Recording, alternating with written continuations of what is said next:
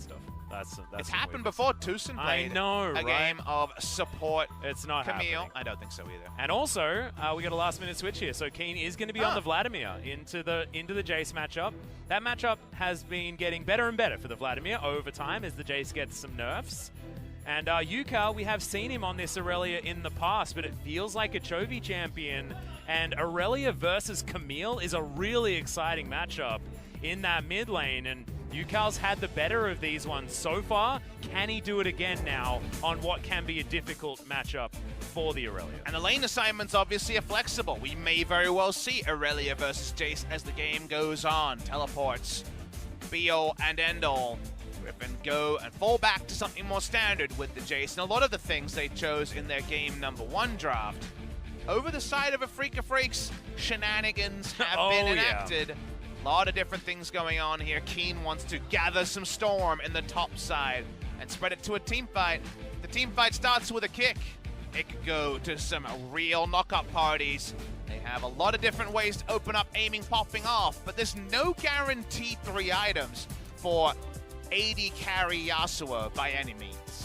And also, Keen's going to have a rough time as well if Griffin can get things going in the early stages of the game. They haven't been able to do that, though, in their last few games. Let's see whether Game 3 is going to be any different.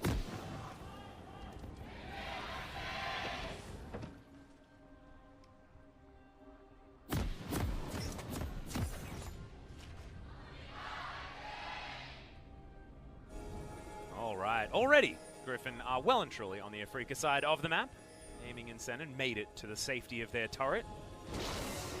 Coming here, the sweeping lens doesn't catch the ward put down. Very important thing to point out. Small thing to mention, if Afreeca find themselves in the same spot as last game, good news, their siege sucks more.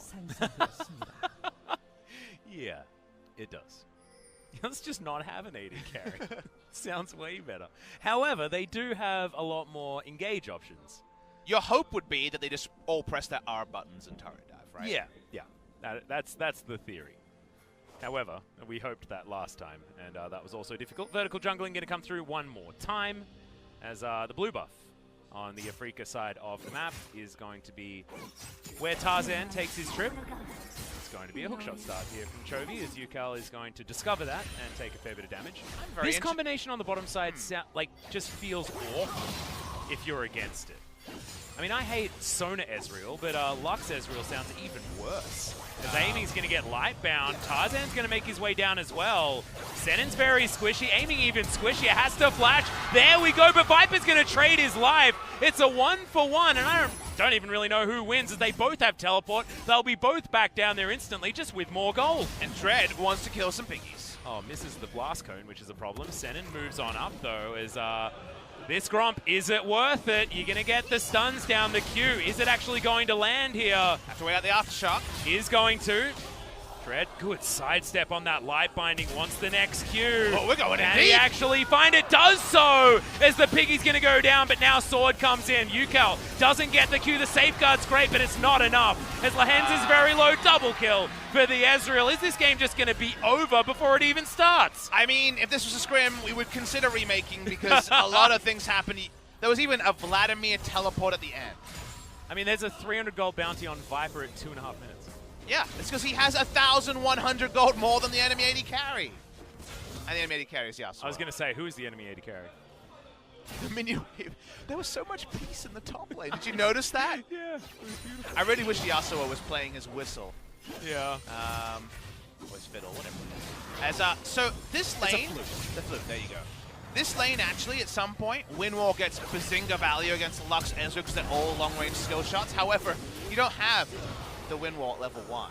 And so at level 1, they just ran them down, which was very well played. It was a good counter kill, though, and that meant that Ezreal was dead. From there, though, I believe it's hard to tell whether the aftershock was waited out or not. It definitely was attempted to, and I don't think it was, like you mentioned. But as the chase goes on, the TP is early from the Jace, and he actually ends up getting involved. The TP from the Vladimir left a bit to be desired. Yeah, and also Yukal's stun could have been on 2 people, but instead it was on 0 let's people. fight again. So yeah, we're fighting one more time. Viper, that's a big bounty. Can they actually grab it? Nope. Arcane shift out of the way. Ezreal, I mean, he doesn't have a flash, but he still has an E, guys. Well, you guys want an action, baby. 5 kills in 4 minutes, and we're close to more. Yeah. Sword was actually looking for that solo into Keen as well. Keen does have the cloth armor as he goes back, but he's actually behind, of course, as you'd expect from the Vladimir versus the Jace here in these early levels. Cute little transfusion onto some Krugs. Bad news, Viper's at 6 items already. Oh, God. How did he do it? He bought a lot of cheaper ones. He also got so much gold. He has a 600 bounty in the old system, by the way. Remember? Yeah. You can't really go too high in the bounties. Chovy getting some value out of that shield as Dread paying some attention into this mid lane. Somehow Camille versus Aurelia, the camera has never been on this matchup. Even though it should be a huge PogChamp matchup between two playmaking solo laners. We've seen this matchup many, many times in the top lane, we're in the mid lane now. And that changes the dynamic a lot. It does. As we can see, bottom side of the map, aiming is actually doing well when it comes to the CS, now that everything has settled down. Viper still has way more money, though. It's another game of Doran Ring Vladimir. I actually talked to some Vladimir players after yesterday, because, you know, we talked about it. Like, yep, curious, yeah. Double scaling on health and ability power. You get 2 potions from it rather than the single potion from the Doran shield. So I think there's some matchups where it makes sense. Against Jace is a surprising one, just because you would get so much refresh on the Doran shield passive that it does feel like a weird time to go it. Yeah. But the big thing people are telling me is if you're not going Doran shield, because of the Dark Seal sellback nerf, where you get so much less money when you sell the item, and, you know, you're not just popping off with Magi's, etc., the Doran's Ring and the 2 potions actually put it in a really interesting middle spot, and that's why we might actually see more and more of Doran's Ring Vlad. Which feels really bad. I just hate wasted stats, Popspeed. No, I'm right there with you. I definitely feel triggered about it, but I understand it more. Yeah, no, I get it now. I get it now. And actually, I saw a tweet after that, to that sort of effect, as Yukao comes in and gets bonked by Chovy's second shot of the E. Dread is on a ward. He is. And that's a pretty smart one there, so Chovy's not going to be going overly aggressive here onto Yukao. Also 10 CS ahead. The lane spot here is terrible for Aurelia. Both these champions in the mid lane want to punish with the wave frozen outside their turret. We talked about it with Aurelia for so many matches. When there's 2 of them, it's always such a fun minigame of, if the mini wave ever gets here, of course the enemy jungler is camping around. Yukao stacking up that passive, now has inside track as Chovy has chased him down. Tarzan in a little bit of trouble as Dread navigating around the skill shots of the Sejuani. Hextech Ultimatum comes in, Lucent Singularity gets a lot of value there as well. No one dying just yet. And instantly, 2 people go down. Double kill now for Yukao. Can he make it a triple? Viper has to flash, that's a triple kill. Huge shutdown and a gigantic Aurelia for the Afreeca Freecs. Yeah, Afreeca's out of nowhere. They're fighting the top side at the same time. Our cameramen are losing their mind. Yep, Crimson Rush there for Keen. He's going to save his life against the Sword, who's just ran out of mana. He needs a Doran's Ring as well, Papa Smithy, as this game is exploding. And that's a lot of gold to go in the pocket of the Aurelia. Remember, shutdown. That's a trade of shutdown golds, Papa Smithy. Oh, boy. Yep, we've now got another 3-0-0, and this time it's on the other side of the rift. The new meta has approached us. Yeah. It's like you wanted, right, everybody? Yeah, you've all heard of win trading. What about bounty trading? I'm just up for action, Atlas. Well, Keen is also up for killing Sword as Tarzan comes in. Great timing. Crimson Rush isn't going to be there. The flash after him, but Sword's not going to have any of it. Finds the auto, and Griffin win top side. Q cooldown not available, probably a sliver of cooldown left. So close. He had to flash into that brush, but just didn't get the click off in time. And when you die in that spot, his TP is almost up, but almost, remember, is still a pretty long cooldown. This is probably going to be turret plates top side. Yep. Does have himself the arm guard now completed, but no cooldown reduction is really important for these Vladimirs. This game is just going back and forth so often. As you can see, Yukao, he's desperate to try and share his gold lead across the map. Still behind by a little bit there in the mid lane, so we have a look at this one more time. So, importantly, Chovy actually misses hook shot, and that's why Yukao even gets to the fight when he does.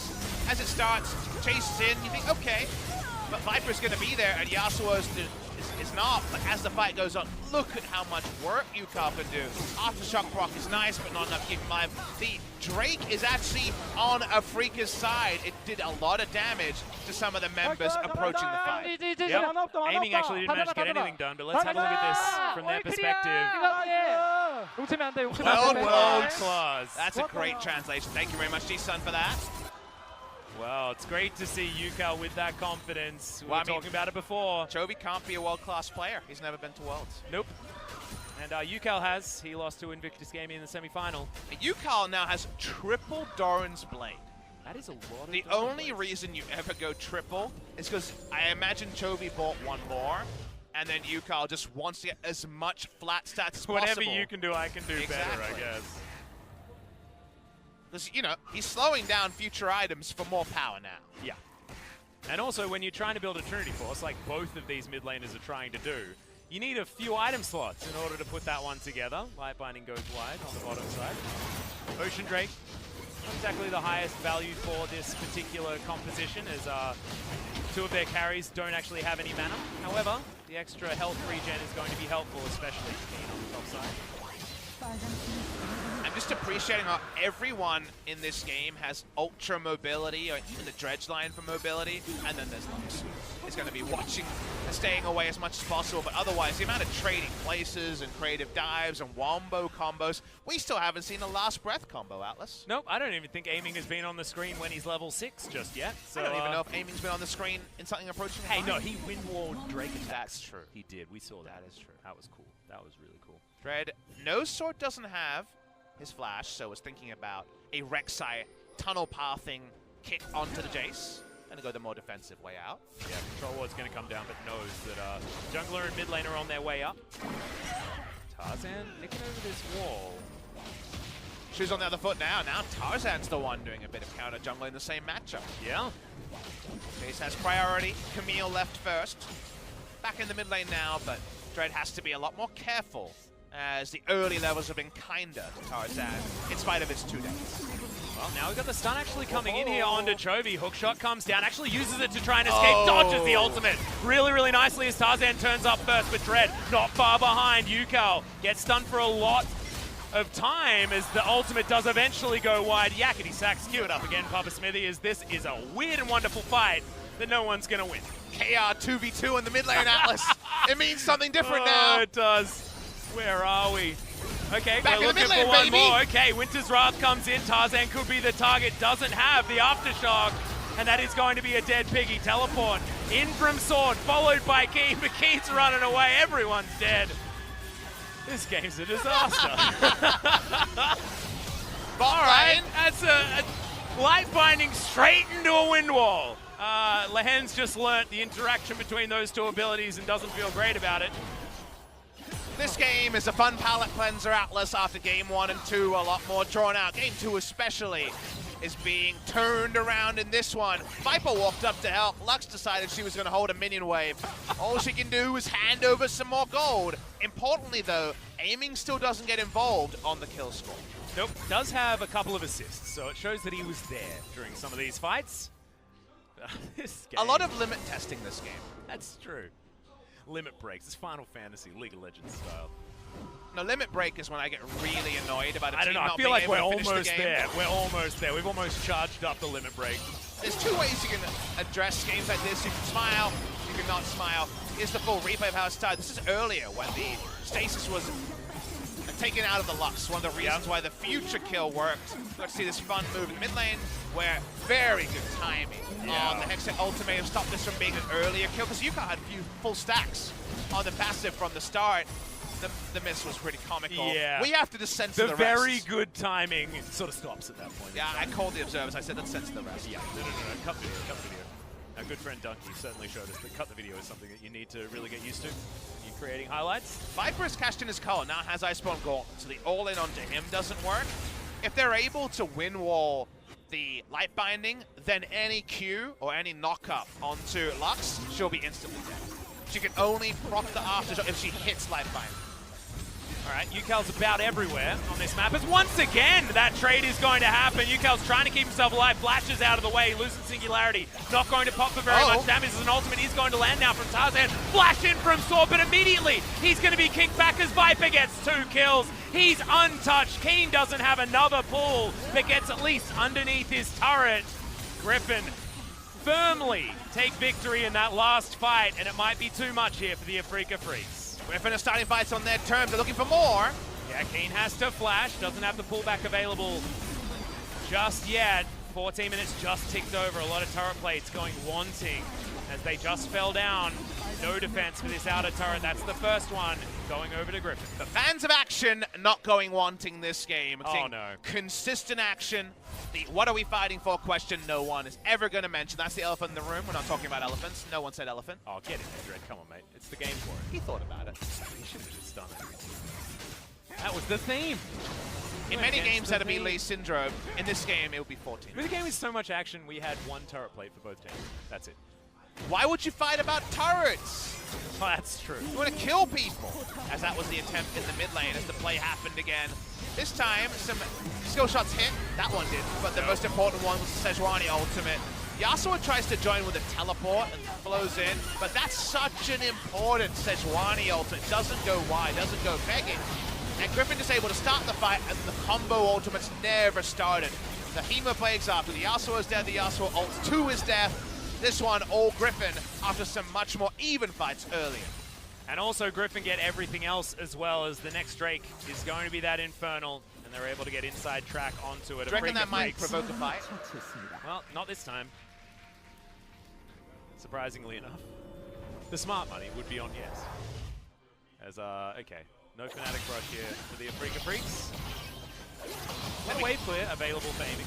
I think we cashed out the smart money after game 2. Yeah, I think the smart anything is gone. That, I think that we only provide that until a certain point here at Lowell Park. Smart anything, no. Sold out. Sword goes top side. He's got the I want to just dunk on Vladimir build. Was tweeted about this and had the chance to jump onto pro builds, and there is actually a bit more of a pickup on Manamune Jace once again. Extra 10 AD. Used to be the standard item, then Manamune was changed, and the mana costs were reduced, so everyone went back to this flat pen on Jace. And the only time it earned away Atlas was, if you remember, Khan started liking it at Worlds 2017. He started jumping onto the Manamune once again. Huni was building it as well at Worlds 2017. Yeah, I remember that. Since that time, with no mana cost changes, the Manamune left again, but people are just liking the flexibility of it, and the item is just more stat efficient after the latest buff of extra 10 AD. 10 AD is 350 gold, and thus people are saying, hey, why not? Why are there 5 people in the mid lane? The Afreeca Freecs. Come on, silly billies. 16 minutes, we're close to Shelly making her way out of the rift. As the Afreeca Freecs don't want Griffin to take that one for free as well. Yeah, so towards the top side of the map is going to clear out these minion waves. His sword is getting work done on the bottom side. Keen will meet him relatively soon. Going to be one of our first games of the Vladimir without the unsealed spellbook. Keen going towards phase rush. Haven't been able to talk about things like keystones. Well, they've been so irrelevant, Atlas. Yeah, based on there's been too much weird going on. Thriller minute action.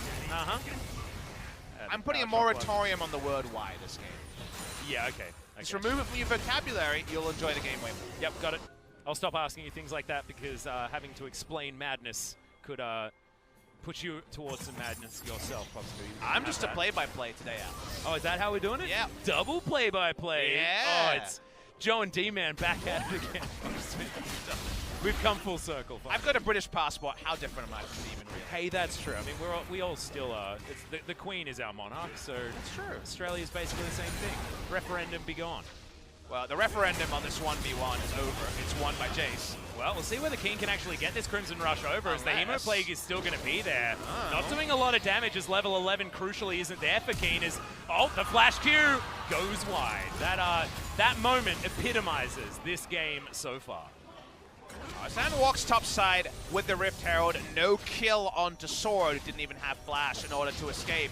See where the Rift Herald is used. For now, Afreeca going to win the race for the bot side turret, but it's an answering turret. Griffin going to be 2-1 up. Yep, Tarzan moves on up as well, and that's going to be an inner turret being gifted over, courtesy of Shelly. Afreeca in the mid lane will get this minion wave towards the turret, but aren't going to be able to do too much more. As aiming versus Chovy in the mid lane is a matchup that I wasn't expecting when it comes to melee champions. Shelley doing some great work here as Viper just calmly and quietly is 5-2-1 and has put himself back together another bounty. Nice trade-up. Really strong. Nice trade-up moment from Griffin.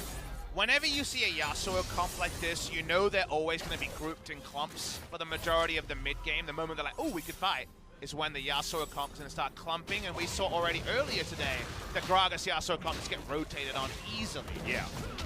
In game number 2 of our first series. So taking that to heart, Griffin just able to open up the map, use the fact that they already had a turret lead in order to get bonus objectives. Not going to be the easiest to translate the inner turret they have in top side into an inhibitor by any means, but it's more and more vision patrolling they can do in the red side jungle with the Baron spawning in 25 seconds. Yep. Okay, so as we crest towards this mid-game, Griffin have themselves an Infernal Drake. They have a 4,000 gold lead. And the Afreeca Freecs have Yasuo and Aurelia and a Dream at this point. Keen, not quite powered up just yet. His dash cannon is on the way. His Zhonya's is on the way, but he's thrift shopping with all of the items in his build thus far. If there's ever a player that's going to be playing Vladimir and can change a game, I mean, I feel like it's the Shy and Keen.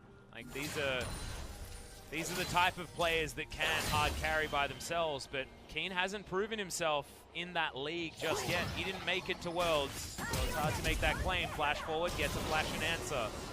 Did you, Cal? And lane assignments have changed, and we talked about how Aurelia hits a point where she can beat Jason the 1v1. That point is well and truly above us, but the trade of summoners and a turret going down, and tempo lead. The first turret, the first big action is still advantage Griffin, and it's still Afreeca dealing with the consequences of that. Yeah.